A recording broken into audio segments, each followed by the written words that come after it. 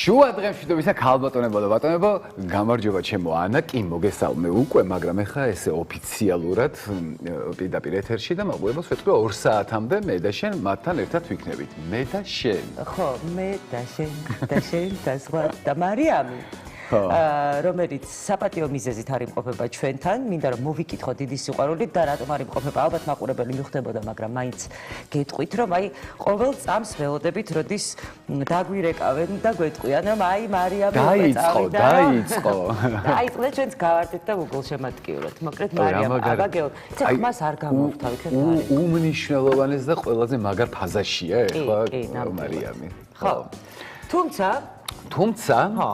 ასე ჩავატარეთ დღესასწაულები, დღესასწაული უпростоრეთ, ყველაზე მნიშვნელოვანი ალბათ ერთ-ერთი, შობა და აღდგომა გვაქვს ქრისტიანებს, აი, რა ვიცი, ყველაზე მნიშვნელოვანი. ჩემთვის მაგალითად ეს ორი დღესასწაული, ახალი წელი არაფერი არ არის, მართლა და ხანდახან არც ჩემი დაბადების დღე ხოლმე გულწრფელად ვამბობ, ეს ორი დღესასწაულია, რომელსაც მართლა მთელი წელი ველოდებით და მე რაღაცა მივდგებით ხოლმე და თუ კი რამე პასკა არსებობს დედამიწაზე ყველაფერს მივირთმევთ არა მარტო პასკას ბევრი პასკა ვჭამე ბევრი ჩაკაფულის ყვერს ყველაფერი მეც საინტერესო რომ მოხარშულ ყვერს ვერ ვჭამ არ მიყვარს ზოგადად აი მაგრად მოხარშულ ყვერს მაგრამ სააღდგომო ყვერს ვჭამ უზომო რაოდენობით მე 30 წელი ვჭამე ეს რაც დავთვალე და ახლა არ ვიცი კიდე იმისი კი ნუ ამ დღეების გამო მაგრამ შენ აგენაღლება ჭამე რამდენიც გინდა ისევ იმ წონაზე ხარ რა წონაზეც ხარ სულ ხო შენ გონია ეგ კარგია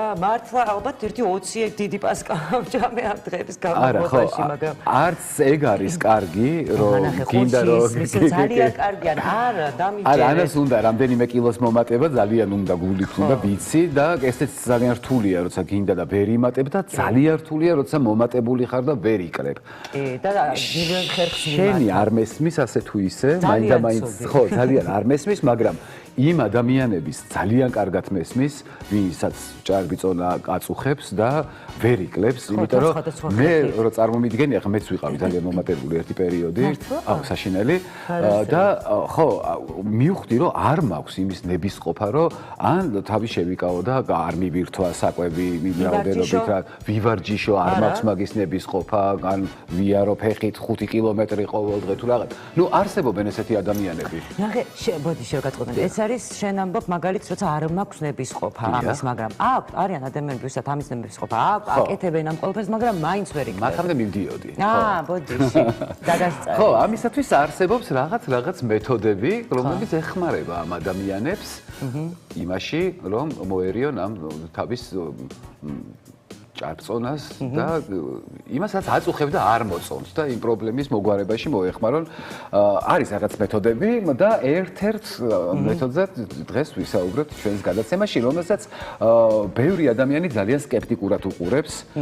მეც სიმართლე რომ გითხრათ, ჩვენს გარშემო ჩემი მეგობრები მყავს ნათელი მაგალითები, რომლებმაც გაიკეთეს ეს ოპერაცია. ბარიატრიაზე გვაქვს ლაპარაკი, რო არ დავაბრუნოთ ჩვენი ტელემაყურებელი და ძალიან კმაყოფილები არიან და ძალიან კარგი შედეგიც დადგა. ხო, თუმცა მე მაგალითად რამდენიმე ისეთი ისტორიაც მომისმენია, როცა ბარიატრიას მოყოლია ცოტა არასასიამოვნო შედეგი, იმიტომ რომ აი ეს რისკია მაინც ერთგვარი და უნდა იცოდეს ზუსტად ვისთან გაიკეთო, სწორი ექიმი უნდა არჩია, დაიცვა ყველა წესი. რეკომენდაციები დაიცვა, ყველაზე მთავარი ეს არის ალბათ, ხო.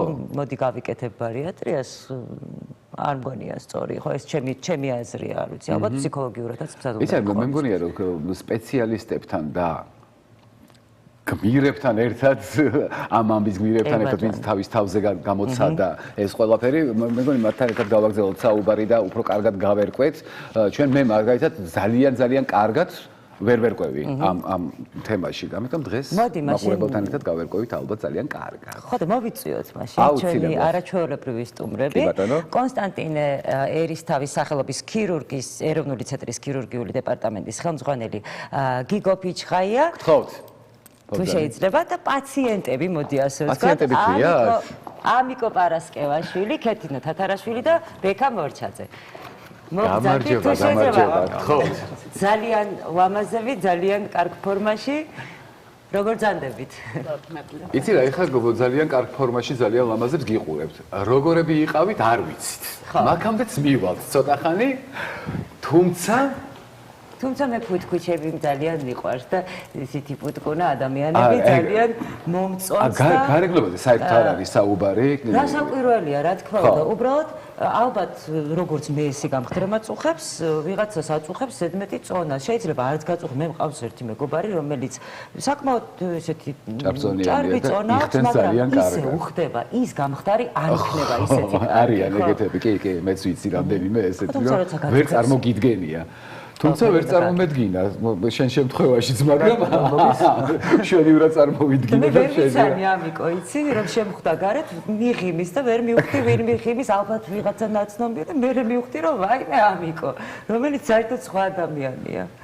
ხო, რაღაცნაირად იცვლება, ხო, ცხოვრებაც ის. კაი, მაგ ცოტა ხანში მივდგეთ ამ საკითხებს და მანამდე გიგოსგან დავიწყოთ, რა არის ბარიატრია. საერთოდ აი ხა საუბრობდით, რომ კი, გაგვიგია ჩვენს გარშემო აი მეგობრები არსებობენ, ვილაპარაკია მათთან, რა ეს გავიკეთე ახლა, ესე ვარ, აუ ამდენი დაიკელი, იმდენი დავიკელი, ამდენ სჭამ, არ ვჭამთ, მაგრამ საბოლოო ჯამში აღმოჩნდა, რომ არც თუ ისე კარგად ვერ ყვევით ამ საკითხში. ჩვენს და ალბათ ტელემაყურებელიც. რა არის ბარიატრია? აი თავიდან დავიწყოთ. მოგლედ მოგესალმებით ყველას, რა თქმა უნდა. ბარიატრია ეს არის ქირურგიული უნალობის მეთოდი, ჭარბწონიანობასთან ბრძოლის ერთ-ერთი მნიშვნელოვანი მეთოდია, რომელიც სხვა მეთოდებიც არსებობს, რა თქმა უნდა, გაგიგიათ, რომ დიეტები იქნება ეს პრეპარატები უნალობა, ვარჯიში და ასე შემდეგ. თუმცა ამ სხვა მეთოდებთან შედარებით უფრო მეტი ეფექტური არის. ნუ რა თქმა უნდა, ამ ბარიატრიული ქირურგიის ჩარევას აქვს თავისი ჩვენებები, ამაზე მოგვიანებით ვილაპარაკებთ, რა თქმა უნდა, და აქვს თავისი ტიპები, სახეები რა. ნუ ამას შერჩევასაც თავისი ჩვენება აქვს, ვის რა უნდა გაუკეთდეს, როგორ უნდა გაუკეთდეს. ძირითადი დედააზრი არის ამ ჩარევის ის, რომ პათოლოგიური ჭარბწონიანობა ჩვენ უნდა აღმოვხვრათ.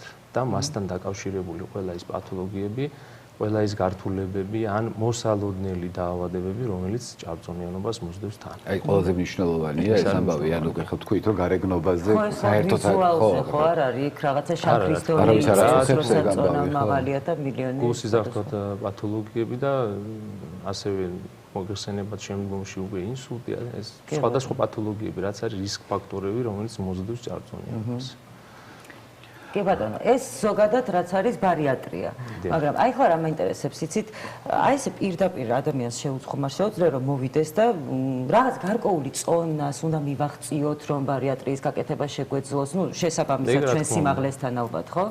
ხო, ეგეთი რაღაცნაირი აი ციკიანი ვარ და პრეტენზიული ვარ და ოდნა მოვიმატე და მინდა რომ ბარიატრია გავიკეთო. არა, ესე არ ხდება, საერთოდ ეს არ ითვლება, ასე ვთქვათ, მხოლოდ და მხოლოდ პლასტიკურ ქირურგია და ეს არ არის პლასტიკური ქირურგია, ეს არის უშუალოდ ქირურგიული მკურნალობა. აქედან გამომდინარე, ყველა ექიმი, ყველა პაციენტი, ვინც მიდის უკვე პაციენტის ამბულაში, ის ადამიანი უნდა ფიქრობდეს იმაზე, რომ ის მიდის მკურნალობის ჩასატარებლად. უბრალოდ რომ რაღაცა კილოგრამს ვაღწიე, სიტყვაზე ვთქვათ, 10 კილო მოვიმატე და მე ეს არ მინდა და ამისთვის რომ ეს გავიკეთო, არ შეიძლება. ჯერ პირველ რიგში ის უნდა გაითვალისწინოს ყველა პაციენტმა, რომ და ყველა ადამიანო, ვინც ამას ფიქრობს, რომ აქ არის ძალიან დიდ რისკებთან დაკავშირებული რა. ეს და აქედან გამომდინარე, კი არის რაღაცა წონის გრადიენტი მომატებული, თუმცა მაინც ვერ აკმაყოფილებს. სოფლიოში შეიმუშავეს ესეთი სქემა და ზუსტად ეს ჭარბწონიანობის გრადაცია მოხდა. რაც დამოკიდებული არის მასის ინდექსზე. გამოითვლება სპეციალური ფორმულით. ბევრმა იცის როგორ ითვლება ეს და 35 BMI-ზე, ანუ მასის ინდექსზე ზევით ვინც არის, იმას უკვე ეკუთვნის გაკეთება. თუმცა ეს არ არის პირდაპირი ჩვენება. ამასთანავე თანხმლები პათოლოგიებიც ის თუნდაც ცხოვრების წესი, რამდენად უშლის ამ ადამიანს მის ცხოველყოფილობაში ეს წონა და ასე შემდეგ. აი ეს ყველაფერი გასათვალისწინებელია. ამიტომ პირდაპირ რომ მე მინდა რომ გავიკეთო, ესე არა. თუმცა ყოლიათ პაციენტი, რომელიც აი ესე მოსულა დაჟინებით ითხოვდა რომ მინდა გავიკეთო ოპერაცია და არაერთი ყოფილა, ბევრი. კი, ყოფილა, რომელთანაც აი ზუსტად ეს იქამდე მიდის, რომ აქვს ფსიქოლოგიის ჩართულობა აუცილებელი.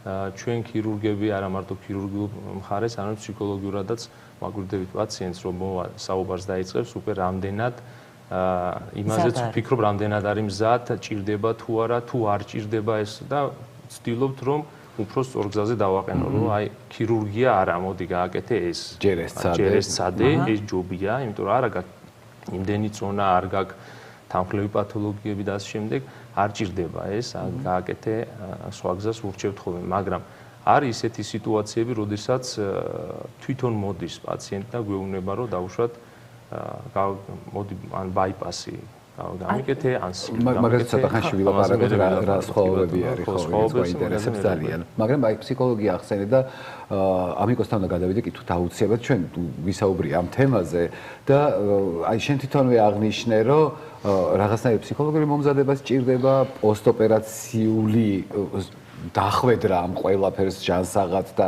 აი მინდა რომ ამ თემაზე ვილაპარაკოთ რამდენი კილო დაიკელი მოდი მაგით დავიწყოთ ჯერ და მივიღოთ მე აი შენი ფსიქოლოგიური მომზადების თემა 80 კილო მაქვს დაახლოებით დაკლებული 1 წლის განმავლობაში თითქმის ერთი მე კი ბატონო ერთი და შენი ფოტოა კი ნუ მართლა სხვა ადამიანი ხარ ხო და მინდა რომ რაღაცა ეს პლატფორმა გამოვიყენო იმისთვის რომ სწორად გაიგოს ყველამ რომ ვისაც ეს გზა აქვს არჩეული რომ თქვა მარტივი ესე არ ჩანს რა ნუ სხვისი ცხოვრებით აი უცებ ფოტოს დებენ რომ ეს ვიყავი და ეს გავხდი ამას ამბები რაღაცა ახლავს თან რა აი რა პირველ რიგში მზაობა უნდა გქონდეს ეს რომ გახდომა მინდა კი ყველას უნდა მაგრამ ამაზე მნიშვნელოვანი არის რომ აი ის ეტაპები რაც ან ოპერაციის დღიდან შემდეგ თუნდაც ის ორი თვე პირველი ორი თვე რაც არის ძალიან მნიშვნელოვანი გასავლელი გაქვს აი ეს კარგად უნდა გაიარო იმ ექიმთან ერთად, იმ ენდოკრინოლოგთან ერთად, ვინც ამ პროცესში იქნება ჩართული. რაც ფიქრობ, რომ დიდი ან დაახლოებით 80% ალბათ ოპერაციის მიღმა ეს არის რა ეს ამ პროცესში, რომ სწორად დაგეგმო შემდეგი მკურნალობა, რეკომენდაციების სწორად გაითვალისწინო. ოპერაციის შემდეგ მოხდეს სწორი რეაბილიტაცია. და შესაბამისად აი ის რომ ამ ოპერაციამდე ყველაფერს აკეთებ, ნუ ფსიქოლოგიური ამბავი არის ის რომ ვიღაცა რო გეკითხება აი დიდი წონა გაქვს, მოდი ხო რივარჯიშება რაღაცა 20 კილო მაქვს და ანუ შეთავთანაც არ ტყდები, რომ რეალურად წონა გაქვს რა და ესაა ძალიან მნიშვნელოვანი რაღაცა უნდა აი ჩემ შემთხვევაში ყო აი რაღაცა ერთ დღეს მივხვდი, რომ არა 20 არ მაქვს დასაკლები, ბევრი მაქვს დასაკლები, ამაზე მაქვს სამუშაო, მაგრამ ეს მუშაობის პერიოდიც რო დავიწყე ენდოკრინოლოგებთან სხვადასხვა კლინიკებში სიარულით რაღაცა მე ეს ვცადე მივხვდი ეს გზა გავიარე ვიდრე ოპერაციამდე მივიდოდი ბევრი მკურნალობა შედეგი ფიზიკურად ვერ დავინახე ამ 3 კილოს დავიკრებდი მე მევიტყოდნენ რომ აი რაღაცა მიცი ეტყობა არ ღვევდი და არ და პატიოსნოდ 2 თვე რაღაცა ვიდიეტე წამლები მედიკამენტები მივიღე შედეგი არ მაქვს რაღაც 3 კილო დავიკრები ხო თან ნამდვილ სიარული მოძრაობა ჩემს არ იყო ამ ყველაფერთან ერთად მე ეს მოძრაობა და ჩემი ზარმაცი არ ხარ და ასრულებდი ყველაფერს. და შესაბამისად ხო აი ოპერაციამდე ესაა ძალიან მნიშვნელოვანი რომ ეს ყველაფერი უნდა ცადო ვიდრე აი უცებ всё ხვალ ვიკეთებ ოპერაციას გამხდარი ვიქნები არა. და შესაბამისად მე ისე მოხდა დავიწყე კონსულტაციები მათ შორის უცხოეთშიც ცნობილი ხარ როგორც არის ეს უცხო თურქეთი ძირითადად აქტიურია სამედიცინო ტურიზმით ცნობილია და მე ანუ აქაც მქონდა რამოდენიმე ექიმებთან ვიზიტი საბოლოოდ აი ექიმს რო ხვდები ჩემი არის ძალიან დიდი მნიშვნელობა ნდობის ფაქტორი როგორ ხვდები ანუ მას როგორ მივედი კოსთან ჩემ მეგობარმა მარიამმა მიყვანა და არც ხო ესე მოხდა რომ აი მივხვდი რომ всё აი ეს არის სწორი ადგილი სადაც მე თქვათ რაღაც შინაგანი ხმა გეუნევა რომ კარგად ხარ ანუ სანდოთ იგეწენ თავი მოდი დავიწყოთ ეს ამბავი შემდეგ უკვე აი ეს ხდება რომ ეტაპობრივად იწყებ კვლევებს იწყებ რაღაცა დიეტას მათ შორის რაღაცა პერიოდი ოპერაციამდე არის ალბათ ეს ხოდა შემდგომისად გადაწყდა შემდეგ უკვე ჩემი ოპერაცია. და ამიკო ოპერაციის შემდეგ ქონდა რთული პერიოდი? ოპერაციის შემდეგ ანა მოკლედ ესეთი ამბავია რომ 4 თვით ადრე მოგიყვებით ეს მოკლედ რა შევწყვეტები ვასა მაინც მუსიკისა და დრამის თეატრი მქონდა ბილეთი ნაყიდი როგორი პრობლემაა თქვენთან ბილეთის ყიდვა და აი დაემთხვა თქვენ სპექტაკლამდე 3 დღით ადრე ეს ოპერაცია და მაგაზებნე ლობი რომ ამ სპექტაკლზე მე მოკლედ ოპერაციაზე არა ოპერაცია ჩავატარე ყველაფერი გამომწერა გიკომ სახში და მეორე დღეს 4 დღის ოპერაციამდე სპექტაკლს ვარ და გაყრას ვუყურებ გაკერილი აი ბოს მე თქვი ხათ დროზე მორჩეს ხები რომ ბოლოს უკვე ეს ნაკერები მაწუხებ. ნუ ერთ კვირაში უკვე სამსახურში გავედი. აქაც ძალიან მნიშვნელოვანია ხო. ხო, ანუ არ ვიცი ეს ყველასთვის ინდივიდუალურია. ხო, ინდივიდუალურია რა. ეხა ფიზიკური შრომა ვისაც უწევ შეიძლება მასთან სხვა მიმართულებითაა და ვიცი რომ ბევრს აი ამიკო შეთა გასაგებია შენ არ ხარ ნორმალური ადამიანებს ველაპარაკე. რა თქმა უნდა, ოპერაციის მე როგორ გაიგეთ სპექტაკლი. მე ვთქვა სპექტაკლზე წავედი და ერთ კვირაში შოვლები. თეატრის სიყვარული. აი ხედა. თქვენ შემთხვევაში როგორ იყო? ისგან გავიწყო სულ ერთია პრინციპში. აი ამიტომ ახსენა რომ რაღაცნაირი ფსიქოლოგიური მომზადება ჭირდება მანამდე რომ მიხვდე რომ აი ამდენი კილო უნდა გაუშვა სადღაც ჰაერში. იცი მე მაგას შენ რო ლაპარაკობ ვერ ხვდები, იმიტომ რომ მე თუ ეს მაწუხებს ჩემი ჯარბიწონა, ალბათ ვიცი რომ ძალიან კარგ ხასიათზე უნდა ვიყო რომ დავიკლო ეგრევე. მაგას ვერ ხვდები იდეაში რა გაჩვენე. ხო და ეგ საინტერესო მომენტია, რომ მე რატო უნდა იფიქრო, მე როგორ ვიქნები. ჯარბიწონა ზოგადად სულ მაწუხებდა, ვიყავი დიეტებზე, გადიოდა პერიოდი დავიკლებდი, მე ისე ვიმატებდი, ერთხელაც გადავწყვიტე მკაცრი დიეტა, რის შედეგადაც თვითნებურად ალბათ ხო? როგორც ხდება ხოლმე. რის შედეგადაც გავხდი სუდად, აღმოჩნდი კლინიკაში, დამემართა ანემია. ძალიან სულად ვიყავი და მაშინ გადავწყვიტე რომ ეს იქნებოდა ბოლო ჩემთვის და მე აღარ დავიცვალე. სანამ გააგრძელეთ, მე მგონია რომ ესეც ძალიან მნიშვნელოვანია, ამასაც შევეხოთ მკაცრი დიეტა, თვითნებურად ძალიან ბევრი აკეთებს ამას და აი თქვენ შემთხვევაში ეს თქვენი მოფიქრებული ასე ვთქვათ დიეტა იყო, არ მეგობრის ნათქვამი და რა სწორიცავდა. არ ჭამდით არაფერს თუ აი რა აი თუ რაღაცას იტყოდა რომ ეს გავაკეთე და ამდენი დავიკელი, ყველაფერს ვიტაცებდი, რასაც ქვია, მეც მინდოდა რომ დამეკლო. მე იყო რაღაცა ლიმნიანი წყალი, რაღაცა გავიღიზიანე კუჭი, ამით და რავი, აი ვისმისგან რამის გავიგებდი, ყველაფერს გავაკეთებდი. ოღონდ არა ექიმისგან და სპეციალისტისგან. არა, თქმა უნდა, არა ექიმისგან. და მე გადავწყვიტე, რომ ეს იყო ჩემთვის ბოლო ამ ანემიას, რომ მე განიკურნება, მე მივალ და გავიკეთებ ოპერაციას. გავიდა რამდენიმე პერიოდი, მივმართე გიგო ექიმს. და გავიკეთე ოპერაცია, რის შედეგადაც დავიკელი 40 კილო. მქონდა კიდევ პრედიაბეტიკი ვიყავი უკვე. ეს წონის გამოცნაც ალბათ კიდევ უფრო ხელს უწყობდა, ხო? კი, რა თქმა უნდა. და მას შემდეგ ვარ ოპერაციის მერე ვარ, რა თქმა უნდა, სრულიად ჯანმრთელი, ყველაფერი მაქვს იდეალურად და ბედნიერი. და გიგო ექიმის დამსახურებით. რა მაგარია, მე დარწმუნებული კიდე ძალიან ბევრი ადამიანი ყავს გაბედნიერებული. თქვენ შემთხვევაში იყო ფსიქოლოგიური მომზადება. პრობლემა მქონდა სულ, თავი მახსოვს პრობლემა მქონდა, ვერ ვიკლებდი ყველანაირ დიეტა ვცადე. მე მგონი ეს დიეტა არ მუშაობს თუ რა ხდება? ვიკლებდი სიტყვაზე 10 კილოს მომოტებდი 20. მართლა? ყველანაირად ბოლოს მივედი გადაწყვეტილებაზე რომ გამეკეთებინა ოპერაცია. ეს ვინ არის? ბოლოს გადაწყვეტილება გამეკეთებინა ოპერაცია. გავიკითხე, მივეკითხე ბატონ გიგოს, გავიკეთე 6 თვის წინ ოპერაცია, 65 კილო მახტაკლებული. რამდენი ხანი გაიკეთე? 6 თვის წინ. თქვათ ახალი ამბავია, ხო? რამდენი დაიკელით ბოდიში? 65 კილო. მერთო ჩემო. და რაღაცა ისეთი კიდე იქ ვარ, ანუ ფსიქოლოგიურად როგორ გადაიტანე ოპერაციის მერე, როგორი იყო ეს პერიოდი? ადვილად, პირველი 10 დღე იყო ოდნავ რთული. აი რა სირთულეა? საკვებზე ვარ ის თქმა იყო თავიდან აი. აი ხო და ეგ მაინტერესებს, არ გინდება საკვები თუ ადროს თუ გინდა და თავს იკავებ, აი როგორ ხდებოდა საერთოდ აღარ მინდება. და აი ეგ არის მისაჩვევი, რომ მიჩვეული ხარ, სულ გინდა. და უცბად აღარ გინდა. აი რთულია მაგის ინდივიდუალურია, მე არ გამიჭირდა ძალიან.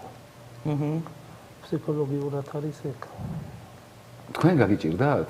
არა, მე ძალიან ვიყავი ფსიქოლოგიურად მომზადებული, რომ აი ოპერაციაზე, რასაც თქვა, სიმღერით შევედი, რაც ყველას უყვირდა და აი არანაირი არაფერი არ მქონდა რა, ისე გადავიტანე, ერთ თვეში მე სამსახურშიც გავედი და არაფერი არ მქონია პრობლემა. ხო, ну ძალიან ბევრი დამოკიდებული, როგორც ეს წინასწარ მომზადებას ისე ვიქვა რა, რომ ვიზუალურ მხარეზე არ არის საუბარი, აი ფაქტის სახეზეა, რომ ჯანმრთელობის პრობლემები დგება წონის პატებასთან ერთად რეალურად რა და გიგო ისე თქვენთან მოვიდა კითხვით, უნდა წავიკითხო რა. ესე იგი, სლივ გასტრექტომია სტომიას როგორ? ოხელა სიტყვა. გასტრექტომიასა და ბაიპასს შორის რა განსხვავება?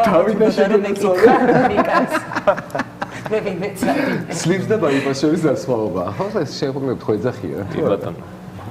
პირველ რიგში ვიტყვი ესე მოკლედ რომ ბარიატრიული ქირურგიის სახეების მიხედვით არის რესტრიქციული და მალაბსორბციული. ანუ რას ნიშნავს?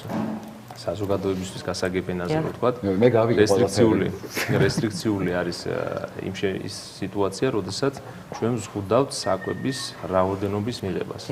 ხოლო მალაბსორბციული სინდრომი არსებობს დაავადებას, რომელიც ეს დაავადებას ჩვენ ვიწვევთ ხელოვნურად, ანუ ამ სინდრომს ვიწვევთ ხელოვნურად. ამ შემთხვევაში ხდება როგორც მოკლედ რო ვთქვათ, კუჭის დაპატარავება, ასევე ნაწლავის დამოკლება. ეს იუწყობს ხელს, რომ რაც არ უნდა საკვები მიიღოს, მისი შეწოვის პროცენტული გრადიენტი იკლებს. თუმცა აქ გასათვალისწინებელია ისიც, რომ ამ შემთხვევაში ბაიპასის დროს შიმშილის შეგრძნება მეტი აქვს, სლივის დროს ნაკლები აქვს. და შესაბამისად საკვების მიღება იქ მეტი ხდება, თუმცა აქაც უკვე ერთვება პაციენტის მხარე. პაციენტის ფსიქოლოგიური მხარე რამდენადაა განწყობილი.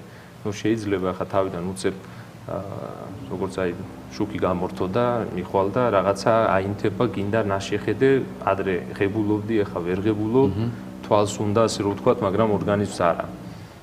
თუ ეს მომენტი გადალახა პაციენტმა, მაგ შემთხვევაში უკვე ორივე ბარიატრიული ჩარევის დროს საუკეთესო შედეგი დგება.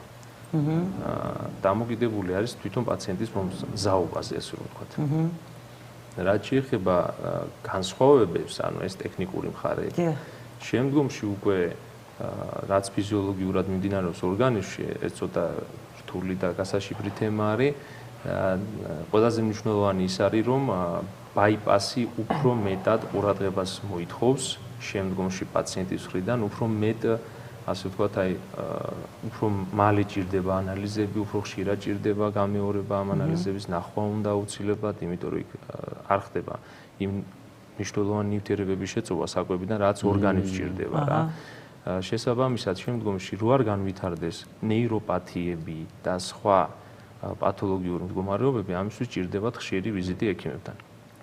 სლივის შემთხვევაში, ანუ ვერტიკალური რეზექციის შემთხვევაში, შედარებით ნაკლებად უფრო მეტად ფიზიოლოგიური მდგომარეობა არის, ერთადერთი არის საკვების მიღება არის შემცირებული, აქაც კი გამოვლენილი არის გარკვეულწილად თუნდაც გქონიათ ჩემს პაციენტებს უფრო მანდილოსნებში თმის ცვენა, დაუშვათ პირველ რაღაცა 3 თვის განმავლობაში. ჰორმონალური ხო, აიქ ვიტამინები აკლდება ასე შემდეგ, მაგრამ ამისთვის არსებობს ენდოკრინოლოგი, მიდიან იმასთან და შემდგომ უკვე ენიშნებათ შესაბამის პრეპარატები, იუსებენ ამ პრეპარატებს და ის შიმშილის შეგრძნებაც კი უკვე უქრებათ.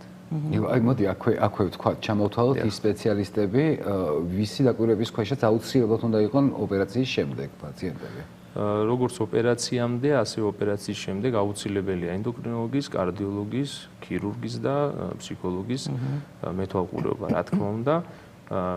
თავიდანვე ხდება პაციენტის გაცნობა ნებისმიერ ამ სპეციალობების ექიმის მიერ და შემდგომში ვინაიდან მან უნდა იცოდეს, არ უნდა იყოს სიურპრიზი ექიმისთვის, ასევე პაციენტისთვის ექიმი. ოპერაციის შემდგომ აი ვიღაცასთან შევიდა, ვინ არის, ეს არ უნდა ხდებოდეს რა. უნდა მივიდეს ერთ ადამიანთან, ვისაც უკვე ეს იცნობს. კი ბატონო. ან თუ არ იცნობს, გაიცნოს. ხო, და იცნობს, ნუ ვიძახი რომ ანუ მივა პოსტოპერაციულ პერიოდში უკვე იცნობდეს უნდა პაციენტს რა ექიმი. და შესაბამისად მე უკვე მართვაც უფრო რაციონალური და უფრო სწორი იქნება რა. იცი უკვე იმ ადამიანის ხასიათი, სად შეიძლება ყველაზე სუსტი რგოლი სადა აქვს და ასე შემდეგ. აი მნიშვნელოვანია ეს მართვის შემდგომ. აუცილებლად კიდევ დაგიბრუნდებით, იმიტომ რომ დარწმუნებული ვარ ალბათ შენც და მეც ძალიან ბევრი კითხვა გვაქვს კიდევ. თუმცა ახლა უცებ დამაინტერესა ამიკოს ვკითხავ ამ შემთხვევაში. აი ცი დღეს უკვე ერთი წელი გავიდა ხო, რაც გაიკეთე ბარიატრია. არის რაიმე შეზღუდვა, რაც დღესაც გაქვს? არაფერი აბსოლუტურად, უბრალოდ აი ამ პერიოდში ანა ისე ერთვები და ისე სწავლობს სწორად სწორ რეჟიმს, სწორი კვების რეჟიმს, სწორი მათ შორის ძილის მოწესრიგებაც რომ ანუ შეზღუდვა ფიზიკურად არაფერი ესეთი არ მაქვს რა, უბრალოდ მე თვითონ აღარ მსურს რაღაცა იმ ძველი წესჩვეულებების განაცობა, მაგალითად დამოკიდებულება შემეცვალა ცომეულის მიმართ, დამოკიდებულება შემეცვალა ტკბილი მანამდე არ მიყვარდა, მაგრამ პირიქით ეხლა ოპერაციის მერე მაქვს პერიოდი, როცა რაღაც ტკბილი სულ შეიძლება მოგინდეს რა. თუმცა შეიძლება ხო მიირთვა ალბათ. აი ნამცხრები და ხო, შოკოლადის. ხო, ეგეც ის არის საინტერესოა. რაღაცა შეზღუდვები არსებობს? აი ოპერაციის მერე გაგიგზალეს, რომ აი ეს არ შეიძლება და მორჩა? იცი რა არის, აი კონსულტაციები როგორც მქონდა ხოლმე გიგოსანაც და ეს სოფოლობა ასევე ენდოკრინოლოგი რომელიც ამ პროცესში იყო ჩემი ჩართული, მაშინ მქონდა ეს რომ ნუ პირველი კითხვა გიგოს მხრიდანაც ეს იყო სვავ თუ არა და ალკოჰოლი მე ძირითადად ანამდეც არ მქონია ეს გადაჭრებული, მაგრამ როგორც ვიცი იგრძალება ალკოჰოლი ანუ რაღაც პერიოდი და ზოგადად გაზიანი რომელიც ძალიან ბევრს ვავდი გაზიანს ასმას ძალიან ბევრს და იმის მერე თითქმის ამოვიღე სრულად კი და სრულად ამოვიღე ეხლა რამოდენიმე დღის წინ გავსინჯე პირველად ყავას ჩოლებრივად ყავა ჩაი აბსოლუტურად მე როგორც არ შეიძლება ხო ყავა ოპერაციის მერე თუ შეიძლება რაღაც პერიოდი რაღაც პერიოდი ძალიან მცირე პერიოდი იმიტომ რომ შარდმდენია თუ რაიმე სხვა არა უბრალოდ პირველი დაახლოებით 2 კვირის განმავლობაში უნდა იყოს კურს უნდა მივცეთ საშუალება რომ შეხორცდეს ის გაჭრილი ადგილი სადაც გაკერილია ანუ გამაღიზიანებელი ზედმეტი რაღაც მიღება არ შეიძლება აი ეს არის თორე თვითონ ყავა როგორც ასეთი ხა წონის მატებას იწვევდეს ან კიდე სხვა რამე ეს არ შეუშლის ხოს უნდა თქონდა ზომიერების ვარგლებში ხა ის იმასაც აქვს უკუ ეფექტები თავისი რა თქმა უნდა ხა ის აზიანებს თირკმას და ასე შემდეგ აქ იმას თავისი კი რა თქმა უნდა იმას აქვს თავისი უკუ ეფექტები 5 ჭიქას როსავ დღეში არ შეიძლება 5 ჭიქა ეხლა გააჩნია ჭიქას აი ხო, ეგრედია. შეიძლება. მე მგონი კონსულტაციაზე ეთერი შემდეგ შეიძლება მიმართო. კი, აუცილებლად. ძირფასებო, თქვენ შემთხვევაში იყო რაღაც შეზღუდვები? შეზღუდვები ყველაზე მეტად რაც ძალიან ბევრ გაზიანს ვსვამდი. დღეში 3-4 წელს მაინც ვსვამდი გაზიანს. და ეგ გამიჭირდა ყველაზე მეტად. მაგრამ მე ვცითვი აღარ ეგ მე ძალიან გამიჭირდება ისე მიყვარს ზოგ-ზოგი ერთი გაზიანი სასმელი, მაგრამ მეტი არაფერი ჩაულებრივად ენდოკრინოლოგის დანიშნულებას მივყვები. აი ტკბილეულთან მიმართებაში მაგალითად ტკბილეული არ მიყვარდა ისედაც და არც ეხლა. ტკბილეული არ მიყვარდა. ეგ არის ტკბილეული არ. უფრო გაზიანი მიყვარდა ძალიან. თქვენ შემთხვევაში გავუწევთ გაზიანი დიდად მანამაც ამიყვარდა და ოპერაციის მერე საერთოდ არც მე მიღია გაზიანი და არც მაქვს სურვილი. აი ტკბილი მანამაც მიყვარდა და ახლაც მიყვარს ტკბილი ისე უარყოფა. აი შეზღუდვა არ გაქვთ. შეზღუდვა აი ბევრიც რომ მინდოდეს ისედაც მე ვერ მივიღებ ბევრს. რაოდენობა რაც არის ახლა ყავასთან პატარა მიყოლებული შოკოლადი და რაღაცა მე შეიძლება ხო რაღაც ესე იგი არ ვიკრძალავთ ისე ანუ არ ხო არ არის ეს რა გზავა აი როგორც პაციენტი დღევანდელი გადმოსახედიდან რა რაღაცა მათ შორის ცნობილი სოციალურ ქსელებში TikTok-შიც რო გამოდიან პაციენტები ყოფილი ანუ ყველგან ოპერაციები და რაღაცა მოწოდებებით გამოდიან ანუ არ არის შენ თავს სწავლობ ამ ოპერაციის მერე რა თქმა უნდა ექიმის დანიშნულებას უნდა გაყვე მაგრამ აი ის რო რაღაცა ცუდად გაგხდის რაღაცა და გაზიანებს ანუ უბრალოდ ეს ნაბიჯი იმიტომ გადადგი იმიტომ მიიღე ხელგადაწყვეტილება რომ ის ძველი წესჩვეულებები და რითიც ცხოვრობდი და აღმოჩნდა რომ არასწორია რაღაცნაირად დაძლიო შესაბამისად ეს აი იმიტომ რომ ეს ოპერაცია არის აი ფსიქოლოგიური მომენტი ძალიან დიდი რა ძველ რაღაცებს გაჩვევს და ანუ ის რაღაცები რო გავიწყდება იმის ხარჯზე რომ ვიზუალი გეცვლება ყოველდღიურად ანუ ვერ წარმოგიდგენია შენი საკუთარი თავი ის რაც იყავი აი დღეს ის არ მახსოვს მაგალითად და შესაბამისად ხო არის ესეთი მომენტებიც რა რომ მაშინ გგონია რომ უი რა კარგია ანუ არაფერი არ გაწუხებს კარგად ხარ და მე ხვდები ამ დროს რაღაცა წნევები გაქვს იმ ხელა 27 წლის ასაკში მე და პაპა ჩემი ერთ და იგივე წნევის სამოს რომ აი როგორ შეიძლება ხო ანუ ხვდები წონა იმდენ რაღაცა შვება მაგრამ ამას ვერაცნობიერებ ანუ ხო ედნან დამოკიდებული ამ წონაც არის რაღაც ნარკომანიის ამბავი, რომელსაც ანუ საკუთარ თავს არ უტყდები, როდესაც უკვე გამოუტყდები და რაღაც ეს ვარდისფერი სათვალითაც არ არის ეს ბარიატრია, რა გამიზნულად ყველაფერში უნდა გაერკვას პაციენტი ექიმების დახმარებით, რომ იცოდეს რა ნაბიჯს გავს, რისი გავლა მოუწევს და შესაბამისად ხო აი ყველაფერი ინდივიდუალურია, მე თუ ერთ კვირაში გავედი, ეს შეიძლება ჩემი გარშემოს პირობების დამსახურებაც არის ის, რომ ფიზიკურად არ შევ მაგალითად და ნუ პროგრამებრივი სამსახურია მიჭირს გარემო ადაპტირებადი იყო ის რომ აი ხელს მიწყობდნენ და შესაბამისად ანუ გამიმარტივდა რეაბილიტაცია ხა ვიღაც თუ ფიზიკურად შრომობს იქ რაღაცა სხვა მიმართულება და არ შეიძლება მაგალითად ადრე გასვლა სამსახურში როგორც ხო და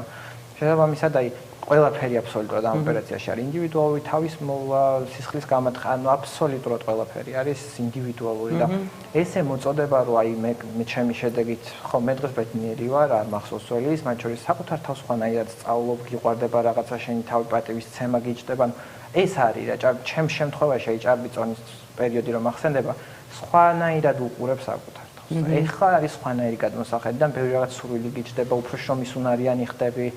და ხო აი ბევრი პროცესია, რასაც ადამიანი გადის ამ პერიოდში რა, ყველას ჩართულობით რა თქმა უნდა. და ზონაზე სტაბილურად გეხარ ერთ-ერთი იგივე ზონაზე? კი, მე ხო სტაბილურად უკვე 1-2 თვე არ დამიკლია, ძალიან მიხარია რეალურად, იმიტომ რომ უფრო აღარ გჭირდება. და შესაბამისად სტაბილურად ჯერ რაღაც წელიწად ნახევარი გრძელდება ისედაც კლება, მაგრამ აი ესე რომ წარმოგიდგენ ხო მაქვს ხოლმე პერიოდი დიდი ხანი გრძელდება კლება, მით უფრო სტაბილურია შემდეგ ხო მართალია და არის სტრესება ორგანიზმი ხო ეხლა მაინდა უფრო შეეჩვევა ამ მდგომარეობას, რა თქმა უნდა, უკეთესი არის.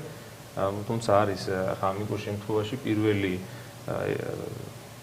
2 დღე იყო კლინიკაში ოპერაციის შემდგომ და გავიდა 8 იცონა, უკვე 6 კილო დაკლებული. არა, ნორმალური თქო. ხო, 2 თვეში დავიკელი 50. არა, ესეც და ცოტა ისიც უთხარი, რომ არ არის ესე, არ გინდა ესე ძალიან სწრაფად, იმიტომ რომ ამ დროს ყველაზე მეტად იტვირთება ღვიძლით ირკმელი. იმიტომ რომ უნდა გაფილტროს. ცხიმები იქნება, იქ იშლება. და ძალიან ბევრი ტოქსიური ნივთიერება გამოიყოფა, აქედან გამომდინარე ეს უნდა გაფილტროს ყველაფერი, ხო? და არ არის სასურველი ერთიანად დიდი წონის კლება. არიან პაციენტებიც, ეხლა მოკლედ ვიტყვი იმას, რომ აი ზოგიერთს აი რატო დავიკელე 7 კილო და უნდა მეტი მინდოდა რაღაც პირველ რაღაც პერიოდში და ნუ სიმშვიდე უნდა შეინარჩუნონ, არ არის ეს ტრაგედია, იმიტომ რომ ორგანიზმმა თვითონ იცის რა დროს რამდენი უნდა დააგდოს რა წონა, ასე რომ ვთქვა. როგორც არ დასტრესავს თავის თავს ორგანიზმი. და შემდგომ უკვე წონის კლება და საბოლოო შედეგი რაც დგება, ესეც უკვე ორგანიზმზეა დამოკიდებული, რა თქმა უნდა, იმ ხელშეწყობასთან ერთად, რასაც ჩვენ და პაციენტები ერთად ვაკეთებთ, ხო? ანუ შენ როგორი ცხოვრების სტილიც ხო იცხოვრებ უკვე. შეიცვლება პრაქტიკულად იცვლება ამ დროს უკვე ცხოვრების სტილი რა ადამიანების და როგორ ცხოვრობ, რას აკეთებ, ანუ რა დატვირთვით ახარ, რამდენ კალორიას ხარჯავ, სიარული აუცილებელი რაც არის რეკომენდაციებში ყველას აქვს აბსოლუტურად ნეტი მოძრაობა, პირიქით შეზღუდვები არ არის. უნდა იყოს აქტიურ ცხოვრებაში უნდა იყოს. და ეს უკვე ორგანიზმი თვითონ დააყენებს იმ ზონაზე ადამიანს, რაც კი ჭირდება მას. მაგრამ თქვა ადამიანი არის, რომელსაც არ აქვს ის ნებისყოფა თუ არ ვიცი ნუ რა მისეზის არ აქვს ამ შემთხვევაში მნიშვნელობა, აი ვერ მოახერხა რომ შეასრულოს ის რიგი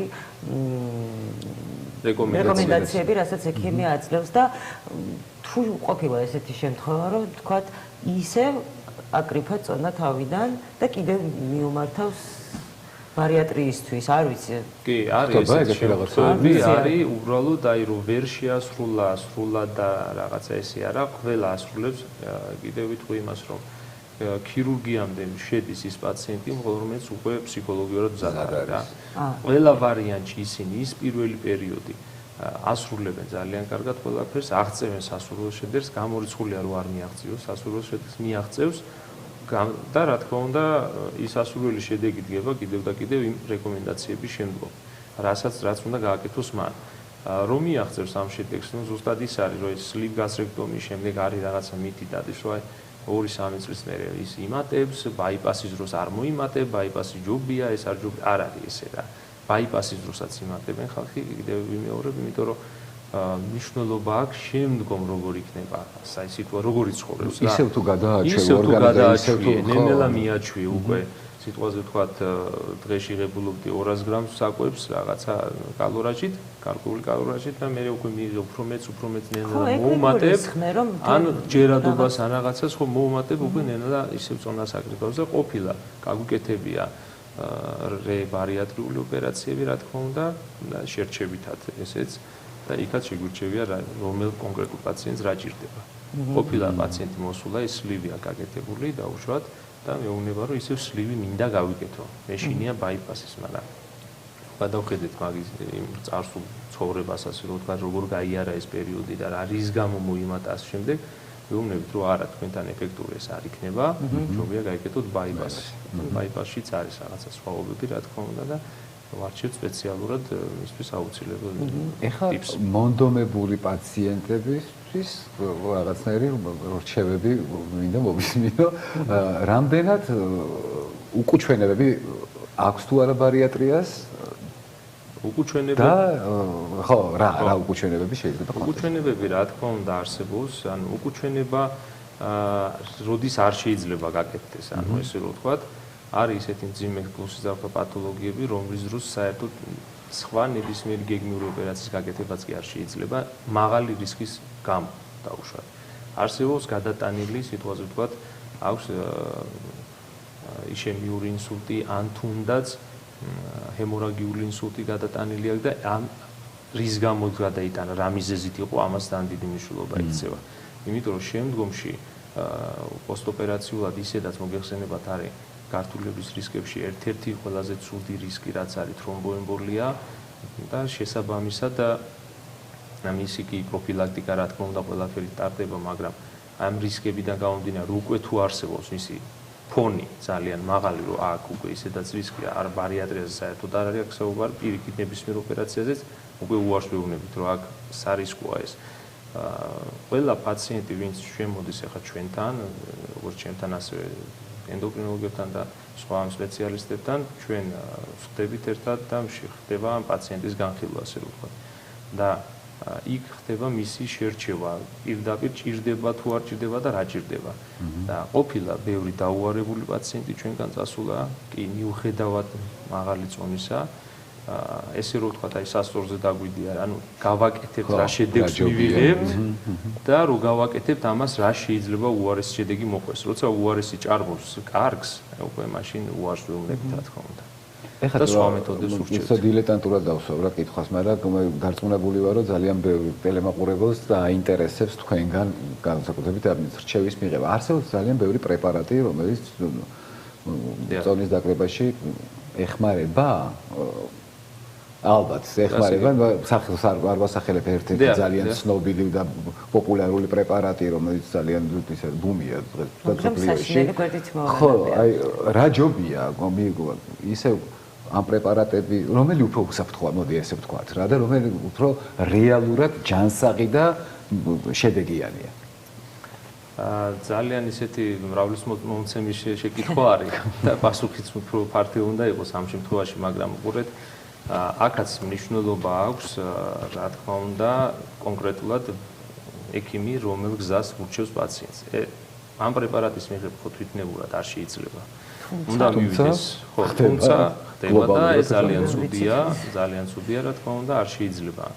პრეპარატს თვითონ ყველა პრეპარატს მოყვება თავისი გვერდითი მოვლენები, ახსნილია ეგ თვალნათლივ, რა შეიძლება გამოიწვიოს, როგორ შეიძლება და ვით უმეტეს ეს ისეთი პრეპარატია, რომელიც ყველაზე მეტად მეტაბოლიზმში ხელყოფს. ანუ მეტაბოლიზმი არის ადამიანის ორგანიზმში, ეს დარღვეულია მომენტში, როცა ის იმაში კიდევ თავისებურად რევს ყველაფერს და აქედან გამომდინარე, იქიდან გამოსავალი, რომ ამ პრეპარატის მიღების შემდგომ იქ ნებისმიერ მით უმეტეს ასეთი პრეპარატის მიღების სერიოზული კონტროლი ჭირდება ორგანიზმს. იქ ანალიზები უნდა, შემდეგ თავის დროზე უნდა მივიდეს, დოზის მატება უნდა არ უნდა. ანუ ამას ძალიან დიდი მნიშვნელობა აქვს. რა თქმა უნდა, ეს ყველაფერი უნდა გადაწყვიტოს ექიმმა. ჭირდება თუ არა ამ პიროვნებას ჯერ პრეპარატები, თუ პირდაპირ ქირურგია. შედეგის კუთხით პირდაპირ ვიტყვი, რომ ბარიატრიული ქირურგია უფრო მეტი 100%-იანი შედეგიანობით გამოირჩევა, ვიდრე სხვა მეთოდები.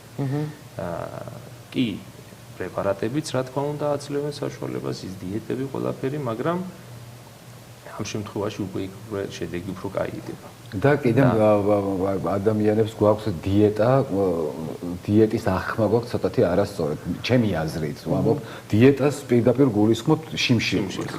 შიმშილობა დიეტა არ არის. არა, რა თქმა უნდა. მართალია, იმიტომ რომ ჩემი უძვირფასესი მეგობარი ლაშა უშავასთან ჩემი საკუთარი შვილი მყავდა, იყვანი რომელსაც აწუხებდა, მოცეკვავია და ოდნავ მოიმატა და იმდენი დაუნიშნა საკვები, როცა იკითხან, იტა მართ ამდენს ვერ შევჭამე თქვა. ეგ იყო დიეტა, რომ ძალიან ბევრი იყო, ხო? რა თქმა უნდა, სწორ კვებას და სწორ დიეტა არის სწორი კვება. დროული და სწორად შერჩეული საკვების რაციონი რა. დიეტა არ არის შიმშილი. ზოგს გონია რომ რაღაც თავისი ფაზი ხო პურს ამოიღებს, სომეულს ამოიღებს და ამით მიიღებს შედეგს. ნუ ეს არ არის რა სწორი მიდგომა. და ზუსტად ამ დიეტის უკუშე ეფექტიც გაგიგიათ ბევრი რა დავიკელი 5 კილო ბოლომდე 10 ყველავარი მე სხვა არ გამიგია მაგალითად. ეს არის ორგანიზმის პასუხი რა და სწორი პასუხიც არის. იმ დიეტის დროს ადამიანი კარგავს მისთვის აუცილებელ ნივთიერებებსაც და შემდგომ უკვე როცა წვეთს ამ დიეტას მორჩმე ხა კარგად ავარ უკვე თხოვს შიმშილის შეგრძნებით.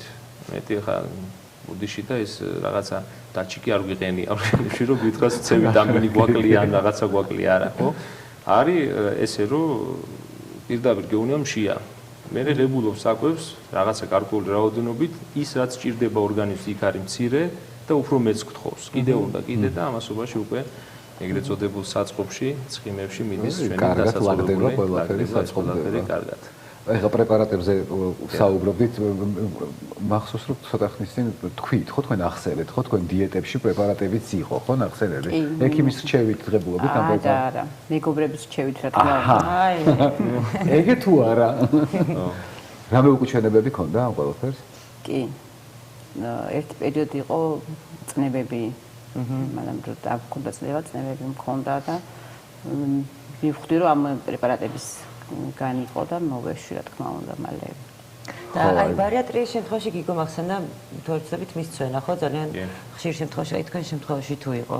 კი გამცივდა თმა, მაგრამ მალევე წამომივიდა მე მიმართა ენდოკრინოლოგს დამინიშნა ვიტამინები და მალევე წამომივიდა ეს. ხო, ანუ ეგეთ საშიში არაფერი, ხო, იდეაში.